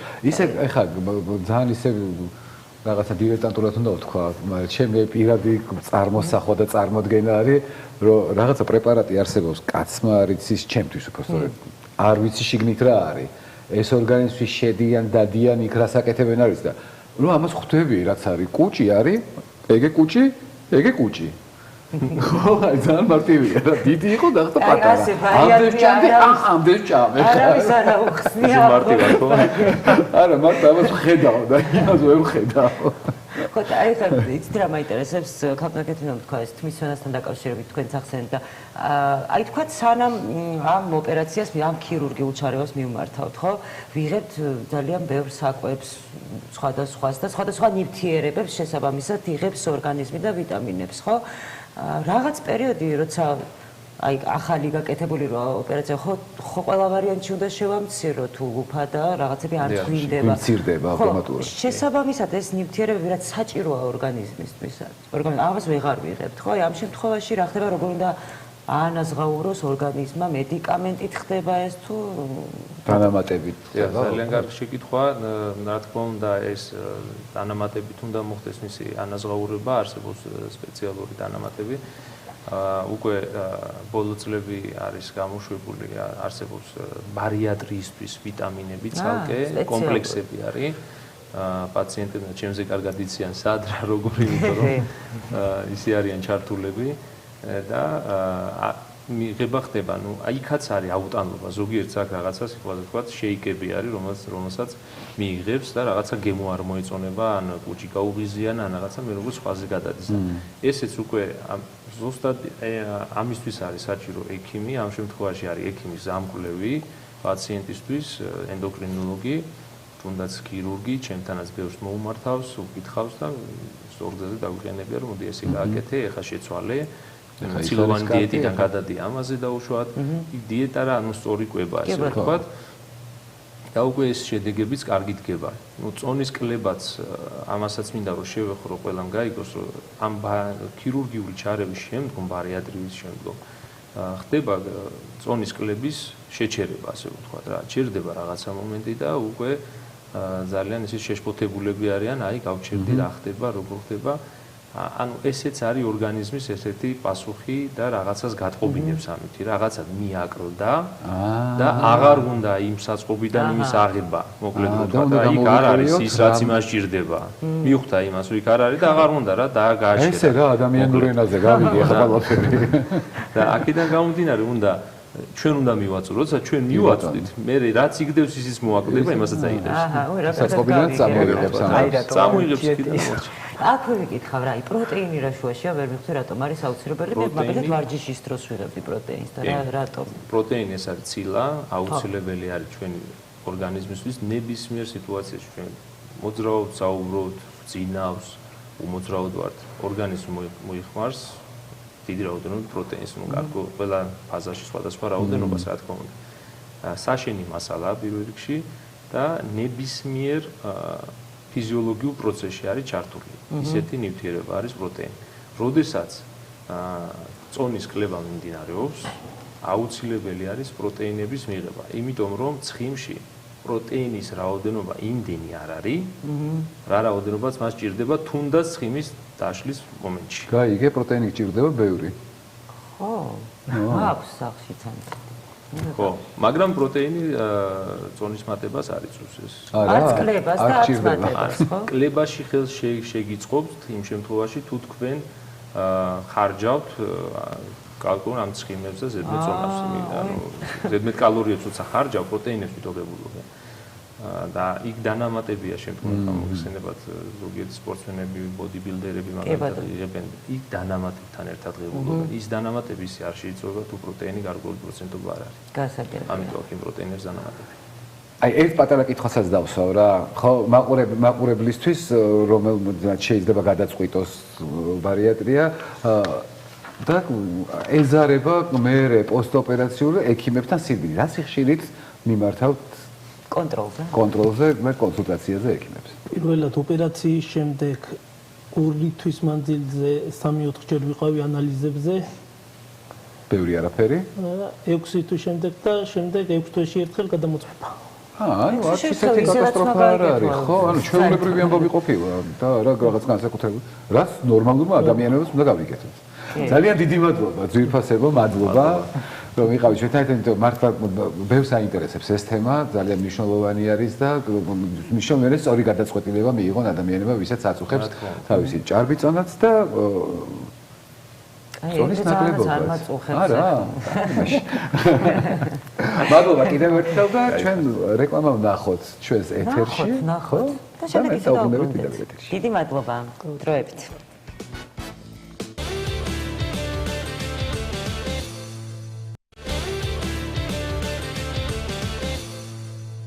და აი დაპირები სამებრ დავუბრუნდით პირდაპირ საწავიდოდით.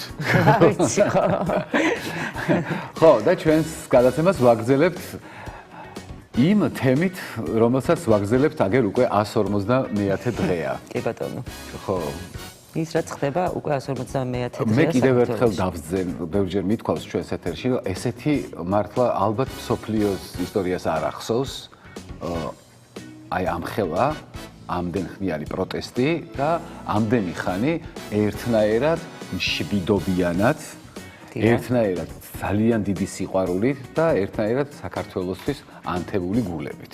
კი და ყოველ საღამოს ისევ გადაიკეტა. ხო, მიყვარს რო იწერება. ხო, ამას ყველა ელოდება, რომ ისევ გადაიკეტა და დარწმუნებული ვარ, ისევ კვლავ ბევრჯერ გადაიკეტება, თუმცა იმეც ვიტოვებ, რომ აღარ ბევრჯერ აღარ რა, ცოტაჯერ. კი ბატონო, ცოტაჯერ გადაიკეტება. საჭირო იქნება, იმდენჯერ გადაიკეტება, ამის თქვა მინდოდა უბრალოდ და დღეს რაღაც მნიშვნელოვანი დღე გვაქვს. კი ბატონო. დღევანდელ აქციებზე უნდა ვილაპარაკოთ ჩვენ სტუმრებთან ერთად. მაშინ მე ჩამოვთვლი სტუმრებს და მაინც რამე არ შემეშალოს ჩავხედო ჩემს დაფთარს თუ შეიძლება.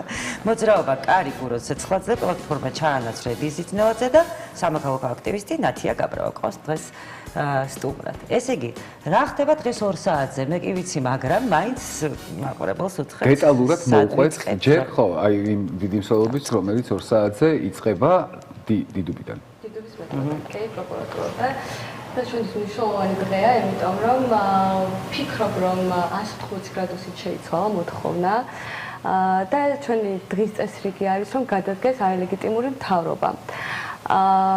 ეს ძალიან მნიშვნელოვანია და ცხადია, ეს იმას ნიშნავს, რომ და გულისხმობს, რომ მთავრობა არის არალეგიტიმური და უკაცრავად ყოფილი კომიშა.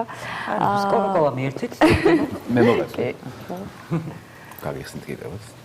ეხება. კი, ეს თავისთავად ნიშნავს იმას, რომ მთავრობა არის არალეგიტიმური და ეს ნიშნავს იმას, რომ ქართული ოცნება უნდა ჩამოშორდეს ხელისუფლებას. თავისი შტოებით ურთ, შტოებში გულისხმობ სასამართლოს და პროკურატურას. ამიტომ დღეს მივდივართ პროკურატურასთან, რომ პროკურორებს და პროკურატურას გავაგებინოთ მათი რეალური საქმე, რომ ისინი ემორჩილებიან ქართულ ოცნებას. ქართული ოცნება კი რუსულ ინტერესებს ატარებს და შესაბამისად, ამიტომ არის დღევანდელი დღე მნიშვნელოვანი. ამიტომ დღეს 2 საათზე გელოდებით ყველას მარშზე, დიდუბის მეტროდან პროკურატურამდე. მთავრობამ გადადგომა დაიწყო უკვე. გუშინ ოფიციალი ხო გადადგა? ხო, მაგაზე ვიტყვი, რა მინდა სწორად გავიგოთ, რას ნიშნავს და რატო ვამბობთ, რომ მთავრობა უნდა გადადგეს. მოდი დავიწყოთ იმით, რომ მთავრობა უნდა გადადგეს. ერთმა პაიკმა მეორე პაიკი არ უნდა ჩაანაცვლოს, ანუ ის, რომ ღარიბაშვილი სადღაც წავიდა, ის, რომ თეა წულუკიანი შეიძლება ხვალ ქართულმა ოცნებამ მოისროლოს, მაგრამ მის ნაცვლად ვინმე სხვა მოიყვანოს. ამას არ გულისხმობთ მთავრობის გადადგომაში, რა ჩვენ გულისხმობთ, რომ ქართული ოცნება საერთოდ უნდა წავიდეს, საერთოდ უნდა მოშორდეს ხელისუფლებიდან, უნდა მოხდეს მათი რეჟიმის სრულად ჩამოშლა, რაც მერე ავტომატურად გამოიწვევს, რა თქმა უნდა, ახალი არჩევნების ჩანიშვნას, ხალხი ვისაც უნდა იმას აირჩევს, ოღონდ რეალურად ვისაც უნდა იმას აირჩევს, თუ ცესკო არ შეიცვლება, თუ მინიმუმ სუსის ნაწილი არ მოშორდება ქართული ოცნების ძალაუფლებას, ახალი არჩევნების მოთხოვნას არ აქვს არანაირი აზრი, შესაბამისად, ჩვენი ახალი მოთხოვნა, რომ უნდა გადადგეს მთავრობა, პასუხობს მხოლოდ და მხოლოდ მაგას. დღეს 2 საათზე დიდუბის მეტროდან პროკურატურამდე გავივლით თავისუფლების მარშს, ასე დავარქვით. ეს არ იქნება დასასრული პირიქით, ანუ ჩავთვალოთ, რომ ეს იქნება რაღაცა ახლის დასაწყისი და ჩვენ გვაქვს გეგმა, რა უნდა გავაკეთოთ მომდევნო დღეებში და შემდეგი საპროტესტო კერის ლოკაციას დღეს მარშის ბოლოს გეტყვით და დავაანონსებთ. ხო, ველოდები ყველას, ვისაც უნდა რომ პროტესტმა მიიღოს ახალი სახე. ჩემთვის ძალიან მნიშვნელოვანია რუსთაველის გადაკეტვა ცალსახად 150-ვე დღიდან 150-ვე დღე რუსთაველზე ვარ და ყოველ დღე ვიღებ ამაში მონაწილეობას. უბრალოდ მგონია, რომ 9 საათიდან 11 საათამდე გადაკეტილი რუსთაველი იმხელა დისკომფორტი აღარ არის ქართული ოცნებისთვის, რასაც რეალურად იმსახურებენ რა. ამიტომ ვაპირებთ, რომ რაც შეიძლება მეტი ახალი საპროტესტო კერა გაჩნდეს, აქციებმა გადმოინაცვლონ დღის საათებში, იმიტომ რომ რეალურად დღის საათები არის ყველაზე შემშლელი მათთვის და ასევე ლოკაციის ცვლილება, როგორც კი ლოკაცია იცვლება, ქართული ოცნება ახალ რეპრესიულ მანქანებს, მოკლედ აცოცხლებს, რაც ვნახეთ აგერ უკვე აღდგომის დღეს და შემდეგ დღეებში დაკავებულ ადამიანებთან დაკავშირებით. კი, კარგად იქცეოდნენ აღდგომის დღეს. მოდი, მაინც კიდევ ერთხელ მაყურებელს უთხრათ, რატომ არის მნიშვნელოვანი, რომ დღეს 2 საათზე გამოვიდნენ აუცილებლად გარეთ და არა მარტო დღეს, რა თქმა უნდა, მაგრამ აი დღევანდელი დღე არის. დღევანდელ დღესაც კიდე სხვადასხვა აქტივობებია დაგეგმილი, ხო? მართალი მარტო ეს მარში არ არის, ხო? კი ბატონო, მარტო ეს მარში არ არის, თუმცა რასაც ვიტყვი ამ მარშთან დაკავშირებით, ეს არის, რომ დღეს პროტესტისთვის ქართული პროტესტის ისტორიაში და თანამედროვე ქართული პროტესტის ისტორიაში უმნიშვნელოვანესი დღეა და დღევანდელი მარში არსებითად მნიშვნელოვანია ზოგადად ამ 150 დღიანი უწყვეტი პროტესტის განმავლობაში, იმიტომ რომ 150-ე დღეა და მთავარი მოთხოვნა შეიცვალა. ანუ მთავარი მოთხოვნაში ჩვენ ახალი არჩევნების ნაცვლად ვითხოვთ მთავრობის გადადგომას, რადგან ჩვენ სამწუხაროდ ქვეყანაში აღარ დაგვრჩა არც ერთი დემოკრატიული ინსტიტუტი, რომელმაც შესაძლებელია განავითაროს ქვეყანა, რომელმაც შესაძლებელია ქვეყანა დააყენოს ევროინტეგრაციის გზაზე. აქედან გამომდინარე ჩვენ ვითხოვთ, რომ მთავრობა ამ შემთხვევაში ეგრეთ წოდებული მთავრობა ქართული ოცნება სრულად მოშორდეს ხელისუფლების სადავეებს, რაც თავის არში გულისხმობს იმას, რომ ისინი წავიდნენ ამ ქვეყნიდან. პირველ რიგში რისი იმედიც მაქვს და რისი იმედიც გვაქვს, ეს არის რომ საზოგადოება გახდება ერთიანი, უფრო კოორდინირებული ამ პროტესტის მთავარი იდეა, ზოგადად ამ მოძრაობის მთავარი იდეა, ამ ერთობის მთავარი იდეა ის იყო, რომ ეს ყველაფერი ყოფილიყო კოორდინირებული. ძალიან მნიშვნელოვანია აღნიშნოთ ისიც, რომ ამ ერთობაში თვითონ მოძრაობას ქვია ერთობა, ამ ყველაფერში ჩართულია სხვადასხვა სამოქალაქო მოძრაობა, სხვადასხვა ორგანიზაციები და სხვადასხვა აქტივისტები, რომლებიც ახდენენ კოორდინაციას ერთმანეთში და ეს არის უმნიშვნელოვანესი, ეს ძალიან დიდ როლს თამაშობს ქართული პროტესტის ისტორიაში, იმიტომ რომ ამ აქციის უკან არც პარტიები დგას, არც კონკრეტულად ვინმე ისეთი გავლენიანი ფიგურა, ამ პროტესტის უკან დგას თავისუფალი საზოგადოება, რომელსაც უნდა ამ ქვეყნის ევროინტეგრაცია და ამ ქვეყნის სწორ გზაზე დაყენება. გამომდინარე აქედან ჩვენ დღეს ვაწყობთ თავისუფლების მარშს, რომელიც იმართება 14 საათზე დიდუბის მეტროდან საქართველოს პროკურატურამდე. ეს არ არის დიდი მანძილი, უფრო დიდი მანძილებიც გაგვიულია მოგეხსენებათ თქვენ პროტესტებში და ამ მარშებში. და შესაბამისად ეს ხალხისთვის არ იქნება დისკომფორტი, მთავარია ჩვენ შემართებით, კარგი მუხტით წარმართოთ ეს აქცია და ძალიან დიდი იმედი მაქვს, რომ ხალხი იქნება მაქსიმალურად კოორდინირებული ამ აქციაზე, ამ მარშზე და ჩვენი მოთხოვნა აუცილებლად აკმაყოფილდება და შემდგომ დღეებშიც გაეცნობით ჩვენ სტრატეგიებს და მისიებს. მე ძალიან ბევრი ადამიანისგან გამიგია, რომ ძალიან ბევრი რა. გამიგია, რომ აი ამდენი ხანი ქუჩაში ხარ, ამდენი ხანი აპროტესტებს, აი რა მოვიტანა ამ ყველაფერმა. ზოგადად კი ბევრი ადამიანი იძახის იმას, რომ აი ახალი არჩევნების მოთხოვნა იყო ძალიან ფარსი და ნუ არ იყო ამ შემთხვევაში დადებითი, იმიტომ რომ ახალი არჩევნები იმ პირობებში, როდესაც ქვეყანაში ხელისუფლების სამივე შტო ერთი კაცის ხელშია და ყველაფერი ჩამოშლილია აბსოლუტურად. ან აქ არის რუსული დიქტატურა, ჩვენ არ ვეძებთ ჩვეულებრივ დიქტატურას, პირდაპირ პუტინის ხელით და პუტინის გავლენებით კეთდება ეს ყველაფერი. შესაბამისად გეოპოლიტიკურადაც, ეკონომიკურადაც ჩვენ არ გვაქვს იმის რესურსი, რომ გადავრჩეთ და გვჭირდება უფრო მკაცრი და მკაფიო მოთხოვნები, რომელიც შეცვლის ამ პოლიტიკურ დღის წესრიგს და ხალხსაც გამოიყვანს გარეთ. აი ეს დღეები, როდესაც ჩვენ დავიწყეთ იმაზე ლაპარაკი, რომ მთავრობა უნდა გადადგეს, საკმაოდ ბევრი ადამიანი, ვინც სახლში იჯდა, ესე ცუდად უბრალოდ არ ვამბობ, საკმაოდ ბევრი ადამიანი, რომელიც სახლიდან არ გამოდიოდა პროტესტებზე, ამბობს, რომ დღეს გამოვლენ, კი ბატონო, დღეს გამოვლენ, იმიტომ რომ პროტესტი შეიცვალა, პროტესტის ფორმა და პროტესტის მოთხოვნა უფრო ლეგიტიმური და უფრო კარგი გახდა საზოგადოების, შესაბამისად იმედი მიეცა ხალხს, რომ ჩვენ ამ ყველაფერს გავაკეთებთ და დიახ ეს რეალურია, რა თქმა უნდა, ჩვენ მუხტით, ჩვენ აუცილებლად გავიმარჯვებთ ამ ყველაფერში, იმიტომ რომ ეს პროტესტი არის საკმაოდ კოორდინირებული და მე დარწმუნებული ვარ, უფრო კოორდინირებული გახდება, უფრო კარგ მუხტში გადაიზრდება ეს პროტესტი, შესაბამისად საზოგადოებაც გამოვა და ეს ყველაფერი დიდი იმედი მაქვს, რომ მალე დასრულდება და ეს მთავრობა, ეგრეთ წოდებული მთავრობა მალე აღარ გვეყოლება სათავეში და რა თქმა უნდა დღევანდელი დღეს და შემდეგი დღეები ძალიან დიდ როლს ითამაშებს ჩვენ საპროტესტო აქციებში და მუხტში. აი ნიკას კითხვას გავაგრძელებ თუ შეიძლება რა ხო მეც მსმენია გარკვეული ადამიანებისგან რომ აი რა მოიტანა ამ 150-მა დღემ თითქოს არაფერი ზოგს ასეთი დამოკიდებულება აქვს. აი ასეთ ადამიანებს რას ეტყოდით? ვინც ამას ფიქრობს, ასეთ ადამიანებს ვინც ასე ფიქრობს რომ 150 დღის განმავლობაში ვაპროტესტებთ და არაფერი არ იცვლება და მაშინ რა აზრი აქვს ცოტა ნიჰილისტურად ვინც არის განწყობილი ვთქვათ. და ხო, ამბობ კიდევაც ქართული ეცნება ყურს არ იბერტყავს, აი დარდი უწყინარ 5,000 ლარებს გვირიგებენ და ასე შემდეგ. ხო, მაგრამ მაინც რა მოიტანა ამ 150 დღიანმა პროტესტმა?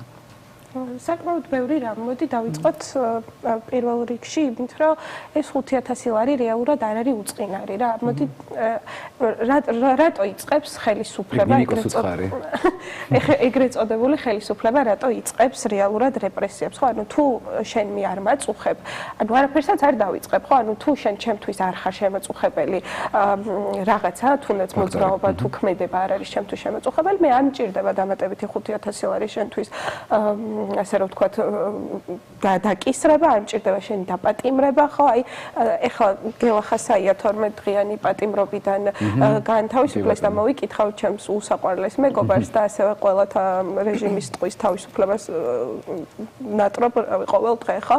რეალურად რა არის მანდ მთავარი ამბავი? აუ, გეხვეწები, დამავისდება. ჩვენ ძალიან სულად გვეხსიერება რა და გაგვეწევა. ნიკუშა. ხო. ნიკა კაციასგან მივიღეთ ჩვენ წერილები, მე და ანამ და აი ხა ძალიან დიდია ეს წერილი, პირდაპირ ეთერში ამას ვერ წავიკითხავ და მართლაცრემლების გარეშე არ შეიძლება ნორმალურმა ადამიანმა ეს ყველაფერი წაიკითხოს და ამ ყველაფერს აი ესე შეხედოს და ნიკა გვიყვარხარ შენ და ყველა ის ადამიანი, ვინც უკანონოდ ხართ საპატიმროში, დღეს ძალიან გვიყვარხარ და ძალიან დიდ პატივს გსცემთ და ძალიან მაგრები ხარ და თქვენს გვერდით ვართ ყოველთვის. ეს ხო იცი არ გაგრძელდება ძალიან დიხანი. მეც აი ძალიან მოკლედ ვეტყვი ნიკუშა კაციას, რომ უღრმესი მადლობა პირველ რიგში იმისთვის, რომ მე გამომიგზავნე წერილი, არც წარმომედგინა, რომ აი ასეთი ფორმის, ასეთი შინაარსის წერილს მივიღებდი. ეს არის ჩემთვის ყველაზე ძვირფასი წერილი, რაც კი ოდესმე მიმიღია, სრული გულწრფელობით ვამბობ ამას და არ გიცნობ პირადად, მაგრამ რომ გამოვხვალ ძალიან მაგრად ჩაგეხუტები და დარწმუნებული ვარ, რომ კარგი მეგობრები გავხდებით და რა თქმა უნდა, ყველა პოლიტიკურს ეხება ეს ყველაფერი და ძალიან მალე გეოდებით გარეთ ამისთვის ვიბრძვით ჩვენც და თქვენც, ასე ვთქვათ. ბოდიში რა გაწყვეტ მე არ შემიძლია ვთქვა. ხო, რეალურად 150-მა დღე სულ რო არაფერი არ მოიტანა 150 დღეს, მინიმუმ ის ბიჭები, რომლებიც და მზია ამაღლობელი, რომელიც ციხეში შედან დეკემბრიდან ნოემბრის ბოლოდან ხო, ანუ პროტესტის დასაწყისიდან ფაქტობრივად იმ ხალხს ვერ დავტოვებთ მოკლედ ციხეში და ეს 150 დღე გულწრფელად ჩემი რუსთაველზე გამოსვლის პირველი მიზეზი რაც არის ხოლმე არის ის რომ არანათი ახ არ უნდა დაგეზაროს იქ გასვლა, იმიტომ რომ ვიცი რომ ნიკა კაციას მაგალითად აი გულით და სულით ელოდება, როდის გადაიკეტება რუსთაველი მაგალითად და ყველა პოლიტპატიმარი იქედან ეგეთ წერილს აგზავნის ხშირად და ჩემამდეც მოდის წერილები, რომ ხალხო არ დანებდეთ, ანუ არც ერთი დღე არ უნდა დარჩეს მოკლედ რუსთაველი გადაკეტვის გარეშე რა და თავარი მიზანი ჩემი აზრით ეხლა არის ზუსტად ეგ ამბავი, რომ პირველი პოლიტპატიმრები რა თქმა უნდა რაც შეიძლება მალე ციხიდან უნდა დავიხსნათ და ეს ქართული ოცნება აქედან უნდა მოშორდეს ამ სიტყვას გამოვიყენოთ. ლიზი, მე რაც 150 დღემ დამანახა და კიდე მანამდე არის ის, რომ ადამიანებმა ერთმანეთი გაიცნეს, ერთმანეთი შეუყვარდათ. ახალი სამეგობრო წრეები არის, ახალი იდეები არის და ხო სხვა ატმოსფეროა საპროტესტო აქციაზე. რაც ბევრს არ ესმის სამწუხაროდ. არ ვიცნობდი და ყოველ პერიოდში დამოკავდი თან ამ ახალმა ერთობამ გამოცნო ბევრი ადამიანი. კი, დაგვაახლოვა, დაგვამეგობრა, პატიმრების ოჯახებიც გავიცანით, დები, ძმები. ეგ არის. ხო, და რევოლუცია სიტყვის ეშინია ყველას. მენტალური რევოლუცია მოხდა საქართველოში, კარგი გაგებით, ძალიან დადებითი და მგონია რომ ეს პროცესი, აი ეხლანდელი მოძრაობა ის ხო არ დასრულდება ქართული ოცნება რო წავა, არა, რა თქმა უნდა, მაგას სულ ვამბობ. წარმოდგენა რომ მე ხელისუფლებაში რაღაცა ოქროს ხალხი და არა, საწყალის ხელისუფლება რომელიც მოვა. ხო, მგონია რომ ეხლა იმდენად კარგი სამოქალაქო მოძრაობა და სამოქალაქო საზოგადოება თავისი აი ამ მენტალური რევოლუციით ჩამოყალიბდა, რომ ჩათვალეთ რომ ძალიან საშიში ხალხი ვართ. ეგრეც უნდა იყოს, აბარა, ეგრეც უნდა იყოს და ძალიან დიდი მადლობა კიდევ ერთხელ გელოდებით 2 საათზე დიდუბის მეტროსთან ყველას. კი. ერთად გავიაროთ თავისუფლების მარშს თბილისის ლამაზ ქუჩებში. ეხლა ჩვენ ნახოთ საინფორმაციო გამოშვება პირველები, ნახოთ რა ხდება ჩვენს თავს, შემდეგ ისე დავბრუნდეთ მესამე ნაწილით.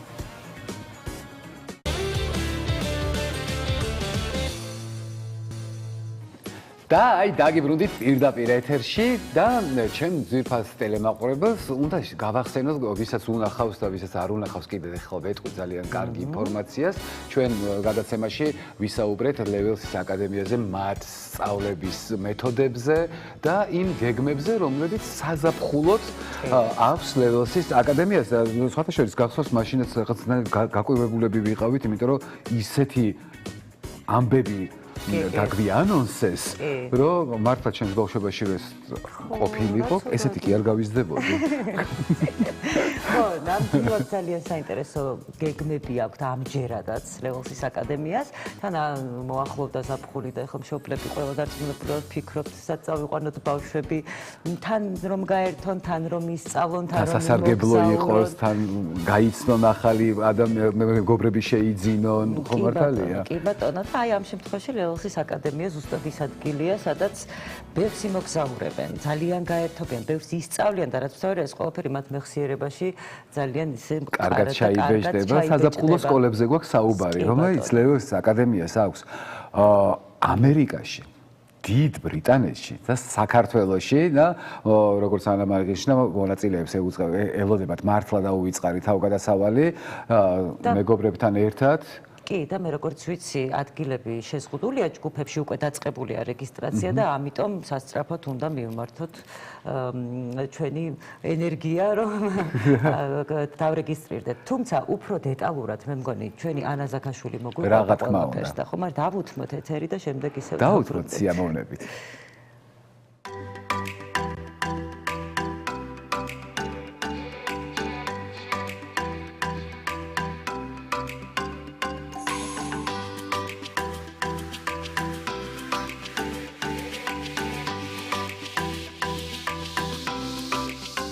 სკოლები დღეს ერთ-ერთ ყველაზე მნიშვნელოვან როლს თამაშობს ბავშვების განვითარებაში. მოზარდებს ეძლევათ შესაძლებლობა არა მხოლოდ დაისვენონ, არამედ განივითარონ სხვადასხვა უნარები. შეიქმნონ პასუხისმგებლობა, გაიჩინონ საერთაშორისო მეგობრები და დააგროვონ გამოცდილება ყოველდღიურ ცხოვრებაში. ასეთი გამოცდილება ხელს უწყობს პიროვნულ მზრდას, დამოუკიდებლობასა და მომავლისთვის მომზადებას. ლეოს აკადემიას 9-დან 18 წლამდე მოზარდებისთვის აქვს უნიკალური საზაფხულო პროგრამები ამერიკაში, დიდ ბრიტანეთსა და საქართველოში. თითოეული მათგანი მორგებულია მონაწილეების ასაკზე, სურვილებსა და მიზნებს.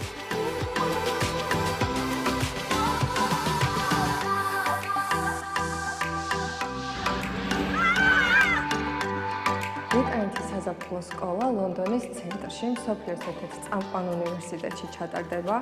პროგრამა მოიცავს სამდენად ყვებას, კამპუსში განთავსებას, ინგლისური ენის გაკვეთილებს, საერთაშორისო სერტიფიკატს და სხვადასხვა გასართობ შემეცნებით აქტივობებს. ორი კვირის მანძილზე მოსწავლეები ახლოს გაეცნობიან ლონდონს და შეძლებენ ისეთი ცნობილი ღირსშესანიშნაობების მონახულებას, როგორიც არის ეროვნული გალერეა, ბრიტანეთის მუზეუმი, სამეცნიერო მუზეუმი.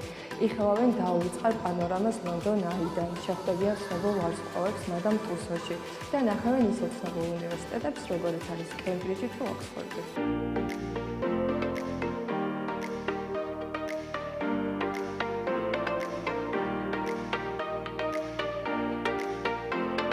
ბაკურიანის ბანაკი განკუთვნილია მათთვის, ვისაც სურს ზაფხული საქართველოში საინტერესო და მრავალფეროვან გარემოში გატარება. ბანაკის მასპინძელია ხუთვარსკვლავიანი სასტუმრო ბაკურიანი ინი, სადაც ბავშვებს დახვდებათ კომფორტული გარემო, 24 საათიანი ექიმის მომსახურება, აუზი და რაც მთავარი, ასევე სამჯერადი ჯანსაღი კვება. პროგრამა მოიცავს გუნდურ აქტივობებს, სპორტულ შეჯიბრებებს, ასევე კრეატიულ და თემატურ შეხვედრებს, ვორქშოპებს, სიურპრიზებსა და ინგლისური ენის პრაქტიკას.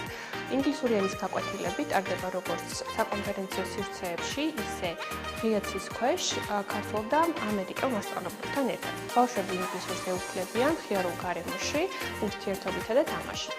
ჩვენი მიზანია ბავშვებმა არა მხოლოდ ისწავლონ, არამედ შეიძინონ ახალი მეგობრები, გაატარონ ჯადოსნური დღეები და შეიქმნან ზაფხულის დაუვიწყარი მოგონებები.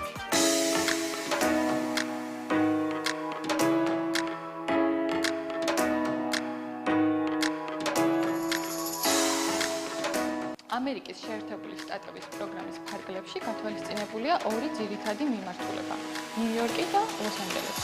ეს პროგრამები იდეალურია მათთვის, ვისაც სურს თანამედროვე განათლება და ამერიკული კულტურის შეგრძნება. მონაწილეები იცხოვრებენ და ისწავლიან მსოფლიოს წამყვანი უნივერსიტეტის კამპუსებში და აუდიტორიაში. პროგრამა მოიცავს ინოვაციურ სწავლებას, თემატურ გაკვეთილებს, კულტურულ ტურებს და საინტერესო ექსკურსიებს. დაათვალიერებენ ისეთ ღირსშესანიშნავ ადგილებს, როგორიც არის თავისუფლების ქანდაკება, ბევერლი-ჰილზი, ლოს-ანჯელესის სანაპიროები, გრანდ კანიონი, ლას-ვეგასი, იმაგარეს ჩანჩქერი და ვაშინგტონი.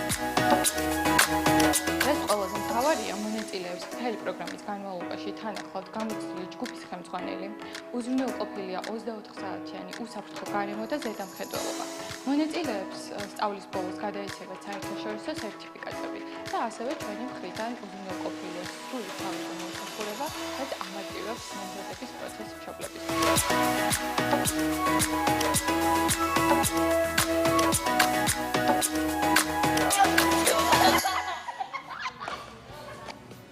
აი ესეთი აღარ ვარ მე ამასაკის?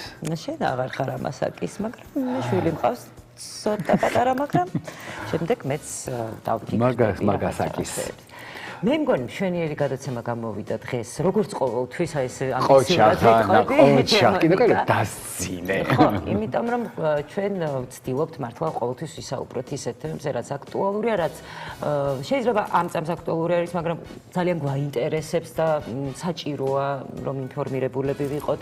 ხო, იმიტომ რომ ეხლა ბარიატრია ქონდა პირველ ბლოკში, ხო მართალი ბარიატრიაზე საუბრობდი და მართლა ყველაფერი ვიცოდი ჭორის დონეზე. ხო. მეგობრებისგან რაღაც იქ ტელევიზორში რაღაცა შემხვდა თუ მოვისმინე და ესე პირდაპირ პირველი პირისგან რომ მოისმენ როგორც ექიმისგან ისევე პაციენტისგან და მიიღებ ამ მომწურავ ინფორმაცია ძალიან მნიშვნელოვანია მართლა, იმიტომ რომ ძალიან ბევრ ადამიანს აწუხებს ის თემები, რომლებზეც ჩვენ ზოგადად საუბრობთ ჩვენს გადაცემაში. კი, ნამდვილად ესე აქედან ყველა ბარიატრიაზე თუ არა, ეგ არ უნდა მეთქო, ხო? მოკლედ, ხვალ ისევ ამ დროს შევხვდებით მე მგონი, ხო? ამ დროს რა 12-ის ნახევრიდან ჩვენს მაყურებელს. იმ დროს გინდა გეთქვა. იმ დროს მინდა და მეთქვა და ისევ ძალიან საინტერესო თემებზე ვისაუბრებთ, რა თქმა უნდა. მე და ჩემი ნიკა. ასე, აბა, ჩემო ანა, ხვალამდე. ხვალამდე. ხვალამდე.